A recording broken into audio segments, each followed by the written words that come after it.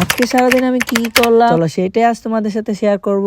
ভাই মাছ ধরতে ধরতে জালটার অবস্থা এরকম খারাপ হয়ে গেছে, জালের সাইড গুলো ভেঙে গেছে। এখন এটাকে মেরামত করতে হবে। এবছরে জালটা দিয়ে প্রচুর মাছ ধরা হয়েছে। এখন আমি এটাকে সুতা দিয়ে ভালোভাবে বেঁধে নিচ্ছি, কারণ কালকে আবার মাছ ধরা যাব। এদিকে আমার আম্মু সেই সকাল থেকে বলতেছে গাছ থেকে তেঁতুল পেড়ে এনে দিতে। তাই আমি তাড়াতাড়ি করে জাল বাঁধা শেষ করে সাথে একটা ব্যাগ নিয়ে উঠে গেছি তেঁতুল গাছে। যদিও এখন তেঁতুল পাকে নাই, সবগুলোই কাঁচা। আম্মু বলতেছিল এগুলো দিয়ে নাকি আচার তৈরি করবে। গাছে তো অনেক তেঁতুল হয়েছে, অনেক, কিন্তু আমি অতগুলো পেরেছি। একটা মজার জিনিস দেখো, আমার ছোট ভাই মাটি দিয়ে সব কি বানাচ্ছে। তাকে জিজ্ঞেস করায় সে বললো এটা নাকি পানির লাইন বানাচ্ছে। বিকেল বেলায় গিয়েছিলাম একটু ক্যারাম বোর্ড খেলার জন্য। ভাই আমি বেশি একটা পারি না খেলতে, তাও খেললাম। সবার সাথে ভালো একটা সময় কাটলো। সন্ধ্যার একটু আগে যাচ্ছি ঘাস আনতে, সাথে একটা লুঙ্গি নিয়ে নিয়েছি। গরুর ঘাসের সাথে একেবারে গোসলটাও করে আসবো। আমাদের ঘাস ক্ষেতের ঘাসগুলো প্রায় শেষ, তাই নদী থেকে কচুরি পানা নিয়ে যেতে এসেছি। এখানের কাজ শেষ করে নেমে পড়লাম গোসল করতে। সন্ধ্যা হতে বেশি দেরি নেই, তাই জলদি করে গোসল করে নিলাম। এখন আমি বাসায় যাই, দেখা হবে পরের ভিডিওতে। ততক্ষণে তোমরা সবাই ভালো থেকো। আল্লাহ হাফেজ।